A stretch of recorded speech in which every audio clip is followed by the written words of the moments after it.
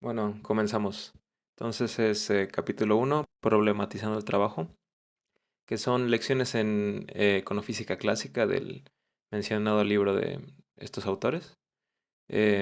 Y bueno, primera parte, la concepción de Watts del trabajo. Tenemos que previo al siglo XVIII, la fuerza muscular, ya fuera la fuerza muscular humana, de caballos o bueyes, cualquier animal de carga o de arrastre, era la fuente de energía fundamental para la producción. Y si bien ya se habían utilizado el poder de el agua y el viento para la producción, o sea, de fuerzas naturales, las tecnologías relacionadas tenían aplicaciones muy específicas. Derivado de esto, los conceptos de trabajo, poder, energía y labor no existían como en su forma actual. No existía una medida o ecuación sistemática que relacionara al trabajo muscular con el trabajo del agua o del viento, y por tanto no había una problematización científica del trabajo. Esta situación cambió con James Watts, a quien debemos nuestra medición moderna de la capacidad de realizar un trabajo. Medir una forma del trabajo, que es el trabajo de carga que veremos más adelante. Aquí pongo una pequeña ilustración del motor de vapor de Watts, es un pequeño esquema, viene en el libro. No ahondo más en este esquema porque siento que sería revolver mucho la explicación y pueden verlo con más detalle en el texto. Una medida estandarizada del trabajo. Watt no inventó el motor de vapor, pero mejoró su eficiencia. Originalmente era utilizado en labores de bombeo en minas, o sea, para esto se creó este motor, para sacar el agua de las minas que estaban inundadas. Y sus motores no eran vendidos, sino rentados a los consumidores.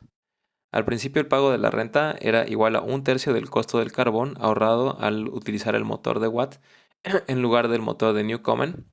Este motor de Newcomen era el motor original utilizado para la labor de bombeo en minas, y justamente Watt fue contratado para mejorar su eficiencia y lo logró, y por eso es tan conocido, no tanto como el inventor del motor de vapor, pero sino el que lo hizo eficiente al punto que se generalizó su uso en la industria, ya no solo en la minera, sino en muchas otras. Y bueno, al ser utilizado en un número cada vez mayor de máquinas, se volvió necesaria la creación de una escala estandarizada con la que evaluar el poder y por tanto el costo de renta de los distintos motores. Bueno, entonces aquí tenemos que ya cuando el motor más popular fue el de Watt y ya no el de Newcomen, el anterior, entonces ya no tenía sentido poner su precio en comparación con ese motor que ya estaba en desuso, ya prácticamente pues estaba olvidado. Entonces ya con esa situación, o sea, la necesidad práctica fue, tenemos que encontrar una forma para definir eh, el valor monetario que está proveyendo esta máquina y de esta forma poder cobrar en relación. Y bueno, la medida que Watts definió y estandarizó para sus motores fue el caballo de fuerza. Ahorita lo vamos a ver. Y aquí está justamente la imagen de un caballo, la silueta de un caballo, y me gusta mucho porque es la pura silueta, no es como un caballo en específico, podría ser cualquier caballo, un caballo blanco, un caballo negro. Obviamente tiene una forma específica, tal vez se asemeje a un tipo de raza como tal, pero es la idea conceptual del caballo como tal, no es un caballo concreto. Y esto lo veremos porque es importante más adelante. Bueno, la definición del trabajo abstracto de Watt. El caballo de Watt no era un caballo real, sino la abstracción de un caballo estandarizado. La abstracción era múltiple, de caballos particulares, entre los caballos de carne y hueso y los de hierro, y del trabajo particular realizado. Esta cuestión es muy importante porque nos lleva al concepto de abstracción. O sea, no, Watt no se refirió, por ejemplo, al caballo que poseía, digamos que tenía un caballo. Entonces, no era de la fuerza que tenía su caballo en específico, el caballo de James Watt, o el caballo de, no sé, el dueño de una fábrica, no sé, un caballo que se llamara Jorge. O sea, no, la medida no era con base en un caballo específico como tal, y también abstrae en la diferencia entre los caballos de carne y hueso, los animales, y los caballos de hierro, que es porque esta medida es aplicada a motores. Entonces, obviamente hay diferencias concretas muy grandes entre los caballos, los animales que conocemos como caballos, y un motor, que son entidades muy distintas en todo. Unos son seres vivos, otros son máquinas. en su composición orgánica. Unos están hechos de carne, hueso, otro tipo de átomos. Y los motores que están hechos de hierro, de otros metales, y tienen un comportamiento interno muy distinto. Pero aún así esta medida sirve para em, estandarizar algo que es común entre estos dos grupos tan dispares. Y bueno, y también otra tercera abstracción es la que existió, bueno, la que existe entre el trabajo particular realizado, porque el motor se puede utilizar, como veremos más adelante, para mover un tren, para estas máquinas de bombeo de las minas de las que hablamos al principio, para, no sé, eh, un elevador para que funcione. O sea, puede ser utilizado para múltiples cosas, o por ejemplo el trabajo de los caballos, que era transportar gente o transportar una carga. Entonces, aquí es otro nivel de abstracción, ya que esta medida sirve no solamente para, o sea, abstrae de la cuestión de los caballos particulares, de la cuestión de los entre caballos, los animales de carne y hueso, los de hierro, y abstrae también de los trabajos particulares que son realizados, para darles una medida estándar con la que se puedan comparar. El trabajo debía ser definido en sus términos más abstractos, como la superación de una resistencia en su forma canónica, que es la capacidad de levantar una carga. Em, y bueno, es lo que vemos. Este tipo de trabajo abstrae de todas esas cuestiones particulares, ya sea de que si es un caballo o es una máquina o un motor, qué tipo de trabajo se está realizando, o incluso, aunque habláramos solamente de caballos, de qué caballo en particular se está hablando. Entonces, esta medida abstrae de todas esas cuestiones y llega a la esencia pura de este tipo de trabajo en particular, porque lo que veremos es que es una forma particular de trabajo, pero no el trabajo en general. Es una forma particular nada más de lo que conocemos como trabajo y enfocada en el trabajo como superación de una resistencia. Y bueno, Watt se definió el caballo de fuerza. No sé si la medida sigue igual ahorita. Bueno, la gente que está en cuestiones de ingeniería sabrá mejor. Como 818 kilogramos por metro entre segundo. Yo esta medida la cambié, la puse en kilogramos metros porque en el texto viene en pies, en foot, pero yo creo que es más difícil comprender para el hispanohablante común. Las medidas en pies, por ejemplo, para mí no me suenan a mucho, porque estamos acostumbrados a ver las cuestiones en metros, kilogramos, todo eso, nuestro sistema métrico. Pero hice la conversión, no sé si me quedó tan bien, o sea, ya alguien sí tiene más idea de esto, si tiene más experiencia con estas medidas, puede checar el texto y si quiere poner en los comentarios cuál sería la conversión correcta. Pero en sí la idea más importante es esta, que un caballo de fuerza se puede entender como la capacidad de mover una tonelada de cualquier peso por una distancia de 4.5 metros en un minuto. Igual esta distancia de 4.5 metros es distinta. En el texto viene en pies, no recuerdo en cuántos pies. Hice la conversión, esta creo que sí es más precisa, igual la redondeé un poco para no tener tantos puntos decimales en las diapositivas, pero esa es la idea. O sea, es la idea de que la medida de caballo de fuerza implica las dimensiones de peso, una tonelada, distancia, que es 4.5 metros o puede ser otra distancia, también puede ser otro peso, y tiempo. Entonces, en las medidas de fuerza vienen esas tres dimensiones. Bueno, limitaciones de la concepción del trabajo de Watts. Conforme los caballos de fuerza per cápita se multiplicaron, también lo hizo la productividad industrial. El poder del vapor se utilizó primero para levantar pesos, luego para rotar maquinaria y después como motor de navíos, luego trenes y eventualmente a través de la mediación de la red eléctrica para tareas en cada tienda y casa, mientras el trabajo humano se redujo como parte del trabajo total realizado. El trabajo humano se relegó cada vez más a cuestiones de supervisión, control y alimentación de las máquinas. Y bueno, tenemos al final que la persistencia del trabajo humano, a pesar de la expansión en el uso de esta maquinaria, contradice la identificación como tal del trabajo humano con la fuerza en el sentido de Watt. Entonces, aquí lo que vemos al final, creo que este es el final de esta primera parte del capítulo, es que si bien el proceso de mecanización sustituyó el trabajo equino, el trabajo de los caballos, como tal, a gran escala, porque en la actualidad todavía hay ciertos lugares con mm, modos de producción como más atrasados, digamos, un poquito más precarios, que se siguen utilizando los caballos como tal para la carga, pero ya en gran escala es muy raro porque es más ineficiente. Y entonces, casi su totalidad, podemos decir que generalmente, y más en los países más desarrollados, y en los procesos de producción más desarrollados, tenemos que el caballo como fuerza de trabajo de carga desapareció casi completamente.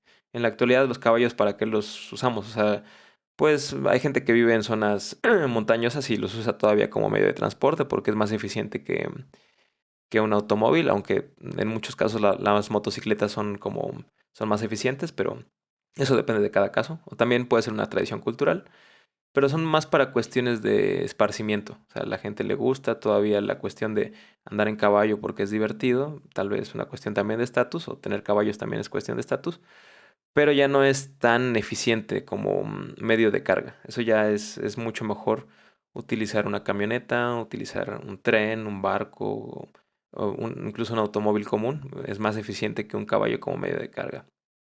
Pero vemos que a pesar de esto, con el tipo de máquinas que se crearon en esa época, esos motores de vapor y todas esas maquinarias para mover pesos, como los trenes, los navíos, y bueno, otras cuestiones que tenemos ya en casa igual para superar resistencias.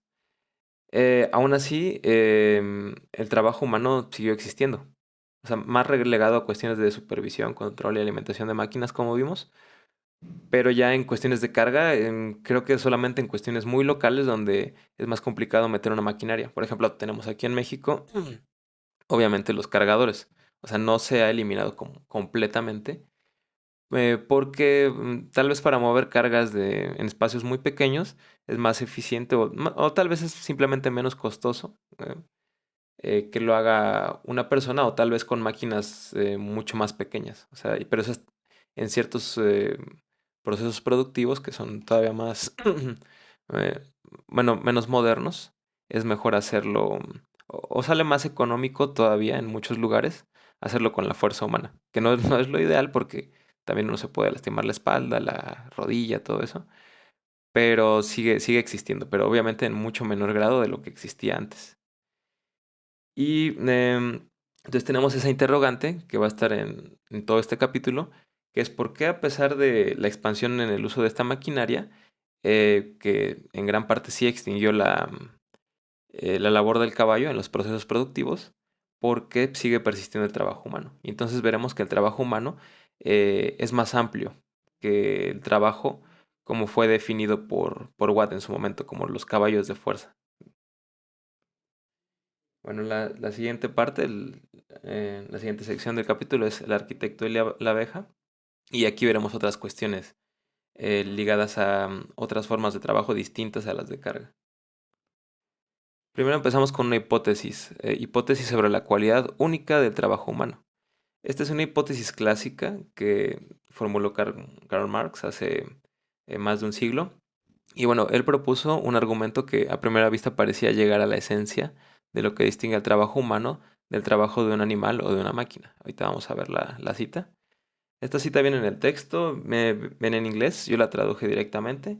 Em, o sea, tal vez no la traducción que pueden tener en un texto en español, pero lo hice como para más rapidez.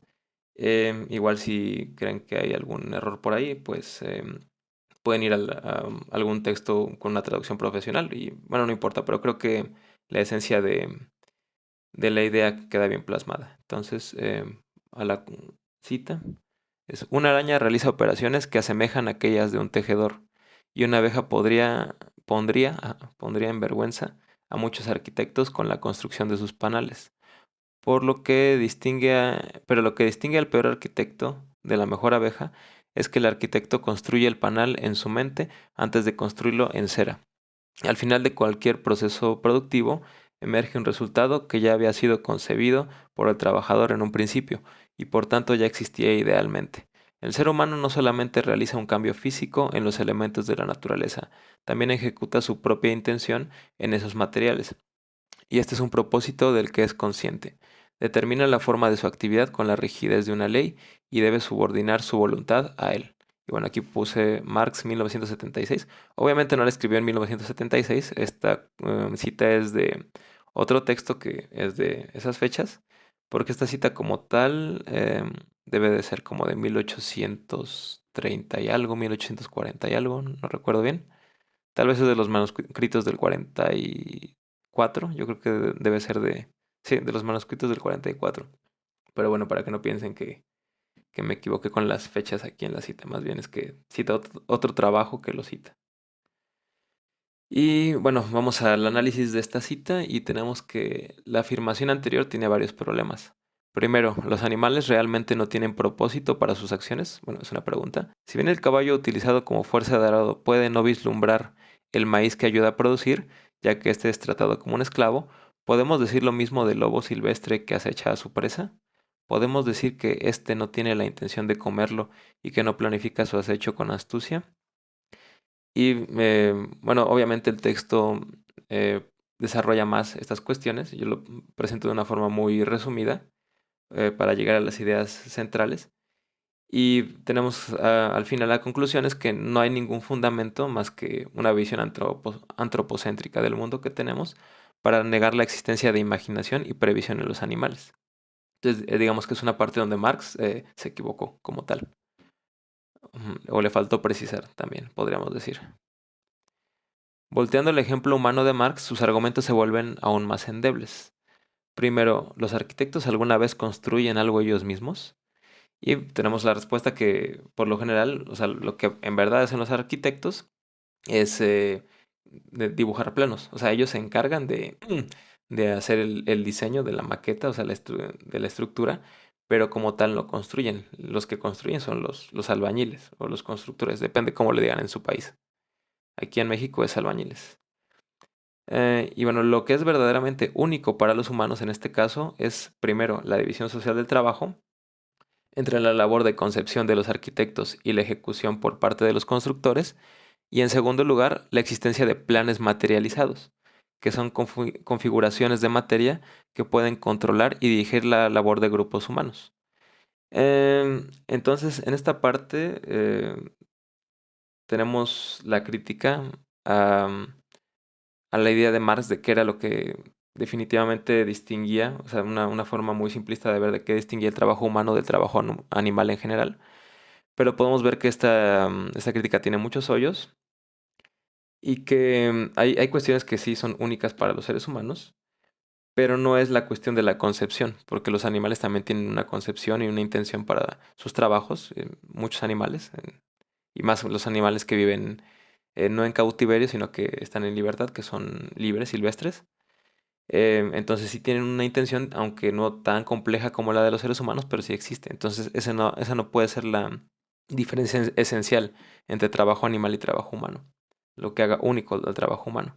Entonces, en este caso, en la cuestión de la construcción, con el mismo ejemplo de las abejas que puso Marx, podemos ver que sí hay una diferencia fundamental, pero es más en la cuestión de división social, que es más especializada entre labores de concepción y ejecución, que esa no existe de esa manera entre las abejas, y que nosotros tenemos planes materiales, como son los planos de los arquitectos. Las abejas no tienen como tal esos planos, esos productos como tal para guiar la labor productiva.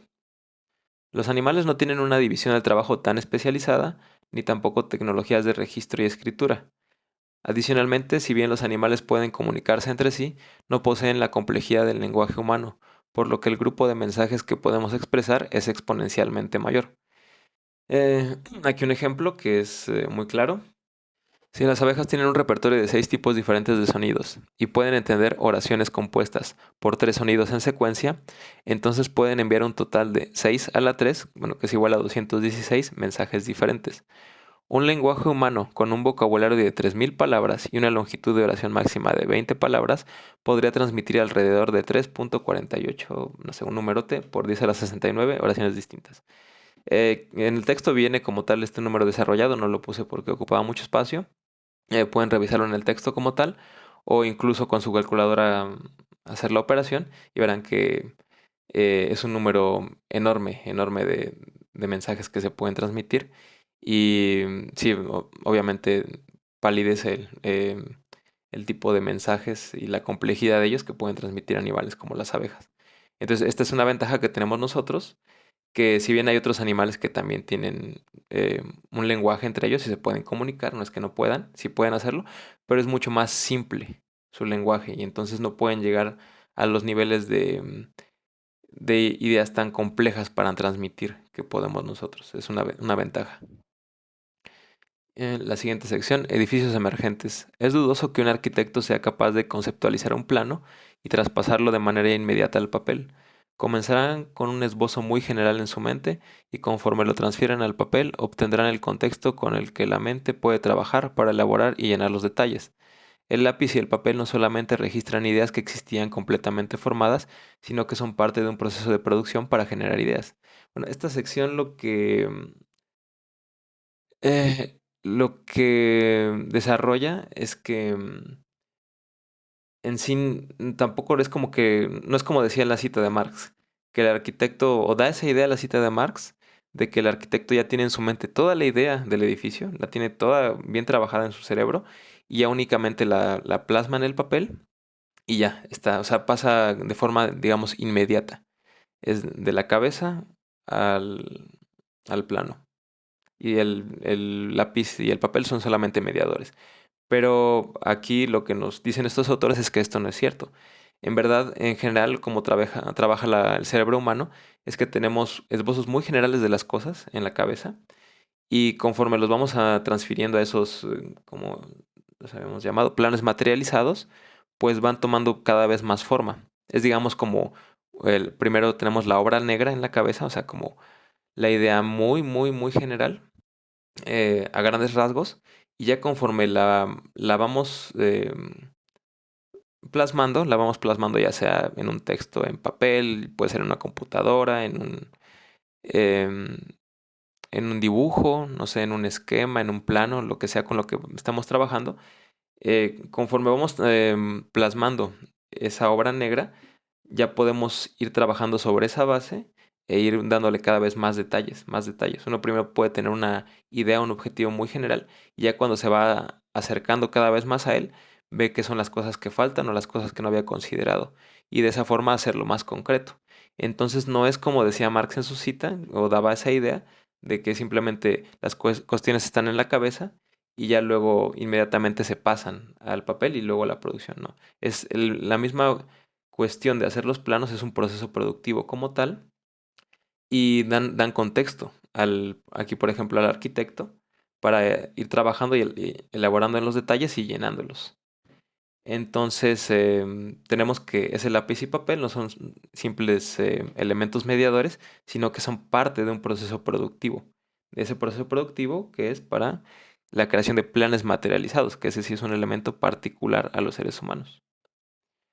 Y bueno, abejas arquitectas, la estructura del panal es la más eficiente para satisfacer las necesidades de la colmena de abejas. Una estructura igualmente capaz de almacenar miel o resguardar larvas, a prueba de agua, estructuralmente sólida y que utilice el mínimo material posible. Por la forma en que los paneles son construidos, tenemos pocos indicios de que la estructura del panel de abejas haya surgido de forma espontánea. Las abejas construyen sus panales desde la base, colocando cera en los márgenes superiores de las paredes del panal, justo como los ladrillos son colocados en los márgenes superiores de una pared. Bueno, en esta parte tenemos que analizando los panales de abejas, en verdad descubrimos que es una estructura muy eficiente porque es muy práctica para todas las cuestiones que son necesarias en la vida de una colmena de abejas, que es resguardar, bueno, almacenar miel, resguardar las larvas, que son pues sus hijitos, o sea, sus crías, que sea resistente al agua, porque obviamente los panales de abejas están en la intemperie y ya sabemos que en la naturaleza luego hay lluvias muy fuertes, entonces tienen que ser resistentes al agua para no tener que estar reconstruyendo el panal de forma tan cotidiana, porque eso es mucho gasto de recursos, de esfuerzo, entonces no es algo eficiente. Es sólida y utiliza el mínimo de materiales posibles. Entonces vemos que es una estructura muy eficiente. Pero la pregunta es, ¿esta estructura salió como de la nada? O sea, simplemente llegó a ser así porque sí. Y las abejas como que, o sea, como que las abejas la construyen y sale sale con estas cualidades y con estas propiedades por pura casualidad. Y lo que obviamente los autores desarrollan más en el texto, pero lo que analizan es que por la forma en la que son construidos, en verdad no hay indicios suficientes para decir que estos panales de abejas surjan de forma espontánea. Sí, las formas hexagonales, como tenemos aquí en la presentación de PowerPoint, que por eso la elegí, porque tiene como lo de las abejitas, los panales, puede surgir de forma espontánea en la naturaleza. Por ahí en el texto mencionan que surge en ciertas cuevas, estalagmitas, en un tipo de formaciones naturales, por ciertas cuestiones de presión y cuestiones ya más de tipo del calor y cuestiones físicas. Pero no tiene sentido decir que los panales como tal adoptan esa forma en los entornos en los que están de forma espontánea. Aquí más bien, por los indicios que hay de cómo construyen las abejas sus panales, tenemos que es intencionada esa forma, que tiene un diseño intencionado por parte de las abejas.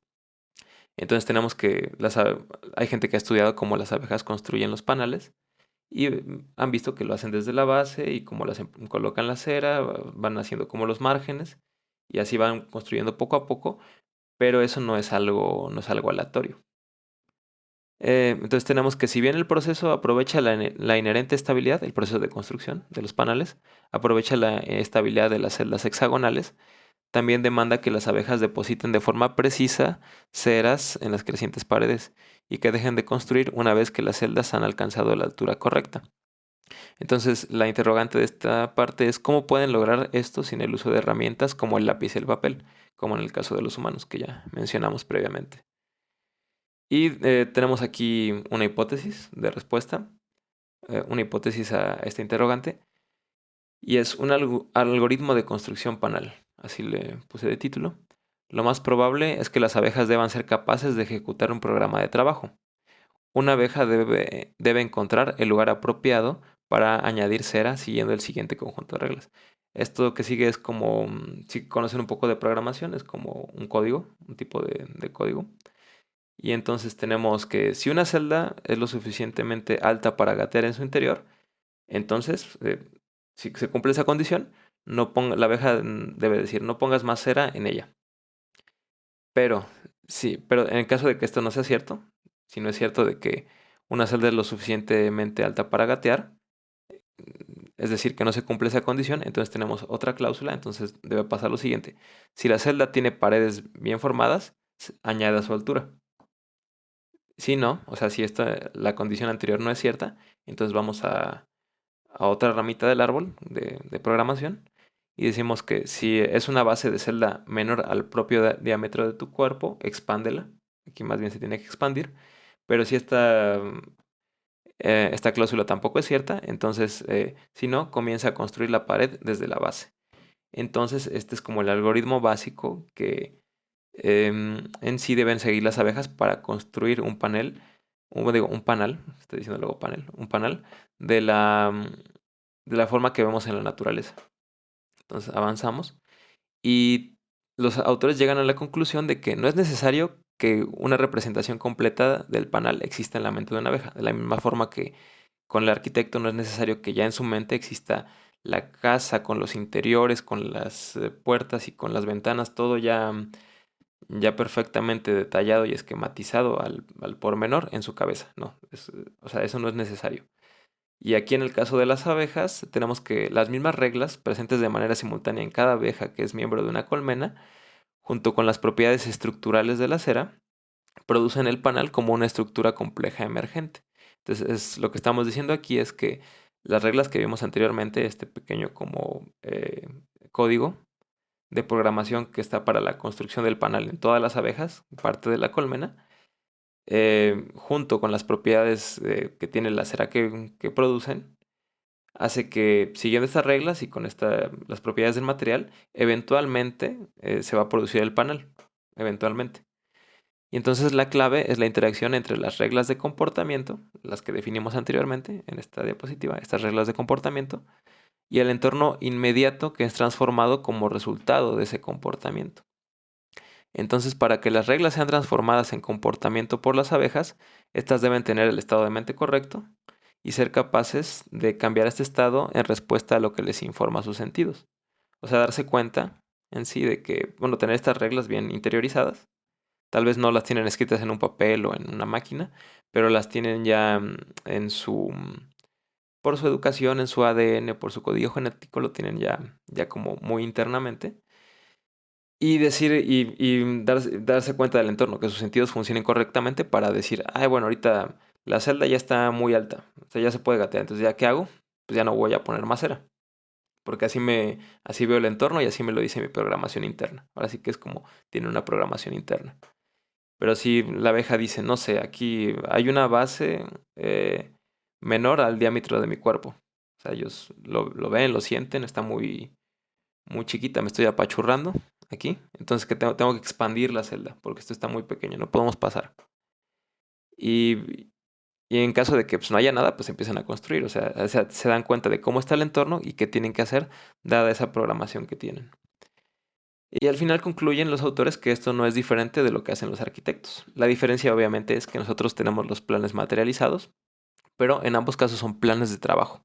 Son planes de trabajo simplemente que los seres humanos los podemos materializar en un producto trabajado con el lápiz y el papel, con los planos, y esos planes y hacer una división del trabajo para ver quién formula esos planes y quién los ejecuta.